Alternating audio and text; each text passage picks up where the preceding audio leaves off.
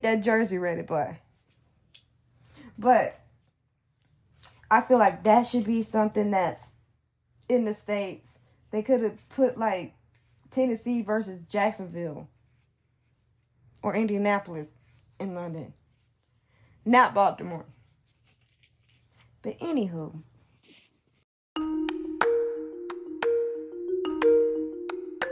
boy oh boy, welcome to this week's edition of Jori's Timeout Session. And on this edition, we'll be covering referees, when to blame them, when not to blame them.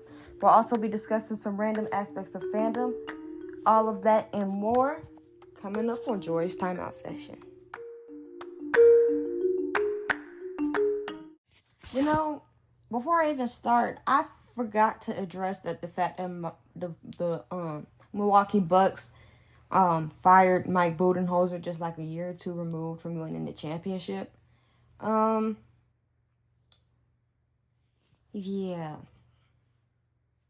If that's what we're doing, so if Denver doesn't get to a championship, if Denver somehow blows this series, should Mike Malone be on the hot seat? I absolutely believe so. Should he be fired? Probably not. If Denver fires that man, will I be surprised? No. Given the climate. It was just something that was preaching on my mind.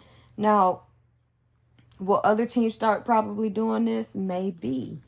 So, as a coach, I'm looking at my shelf life as being extremely short. And I'm being required to do pretty much the impossible. And if I don't do it, I get fired. But whatever. NBA refs have been very spotty. There have been some spotty calls by NBA refs. Some missed calls, some no calls, some calls that should have been called, some egregious texts and whatnot, and ejections. We've had an influx of people being kicked in the groin. I need everybody in the NBA to be more cognizant of their body parts flying around. Please. Because I really hate to see people repeatedly getting hit.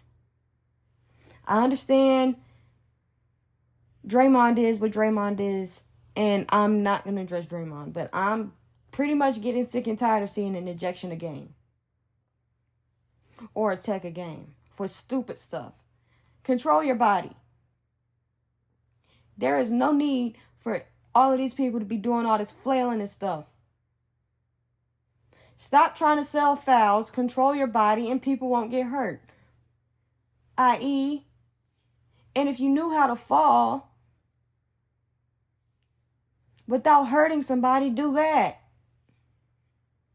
I'm tired of people getting, and some of this stuff is not basketball moves. Like, I understand the thing what happened with LeBron was a basketball move.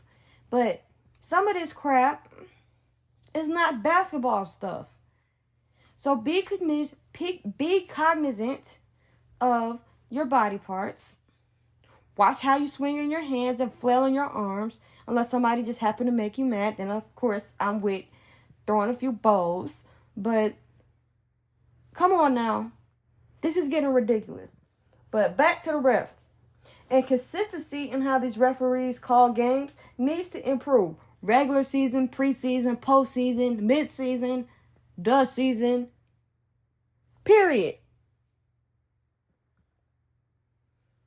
And if there's no clear cut, like, I know that they have this, and sometimes it's like they don't. Because, like, if you don't have an expert, if it's not a clear cut foul, but you know somebody got fouled, have an expert on hand or on the phone that saw it. Like, kind of sort of what the NFL do. I do believe that the NFL needs to be doing that when it comes to roughing the passer penalties. That's a whole nother episode. But, yeah. And people blame, this is my thing about blaming the referees. They do have some BS calls. And sometimes the player just has to be more careful on not fouling in front of a ref. But when to blame refs? When a dumb foul gets called, when a foul doesn't get called, uncalled for technicals and ejection, and just for stupid stuff, right? This is when not to blame the refs. when you're getting beat up in the paint, when you commit the most fouls in the league, and when there's really nothing to blame the refs for. Like, if you know you committed a foul, why are you crying to the refs like, I don't know, I didn't do that. On my mama, I didn't do that. He saw you do it. That's why he called it, you idiot. Like, I can't stand that. You keep crying when you get a foul. What'd I do? He saw you do it. And you know you did it. And bias. Some people say the refs are biased. Sometimes I do agree. Refs can be biased when they shouldn't be. But don't claim bias when two teams that play two different styles of basketball and one is more physical and foul-inducing. Don't do that. I.e. Golden State versus the Lakers. And I was listening to I forgot what podcast it was, on Sports Empire Network, my little network that I'm a part of. Be sure to follow them on YouTube and on Facebook, I believe. I believe there's a Twitter too, but I can't remember right now. But about fans and being part of your regional fan base or whatnot. And to some of the points that were made, I do agree. Because it's like, but my region also happens to be one of the most funniest regions ever. Because it's like, I live in Georgia, right? There's a lot of Falcons fans. There's a lot of Saints fans that came up here from Katrina. So Georgia is a wild card.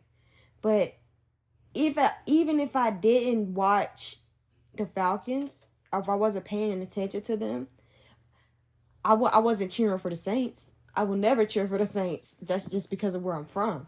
But I got sick and tired of watching the Falcons because my eyes were starting to wander. Like, I was raised into being a Falcons fan, right? Most of my dad's side of the family is Falcons fans. I have a Lions fan. I have a few other fans. But most people are Falcons fans in my family, right? So it's like, I got sick and tired of watching them. So it's like, I had wandering eye. I like to watch the Titans. And there that went. And then, what really sealed the deal is I already kind of proclaimed myself as a Titans fan before the whole Deshaun Watson thing. But then, after that crap, I'm like, I'm done. Bye-bye. But no, for real. Like, and then I do my research to an extent. Like, if I'm a fan of something, I like to know stuff. And just because I'm I'm young, does not mean I don't know stuff. Like, I might be the youngest person on the network. Like, I'm 22. I just turned 22 in February. But don't play with me. But that's not the point. It's like,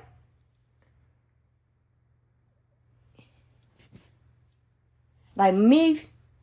And another thing is, I may have or may have not followed Derrick Henry to the Titans. That's probably what got me to pay attention. But it was before that, because I started liking the Titans like in 2013-ish. It's 2023. And I really said I was a fan 2016, 2017. Because they were starting to irritate me because they weren't running my running back enough. And then, voila, bam, he here now. And then my college team is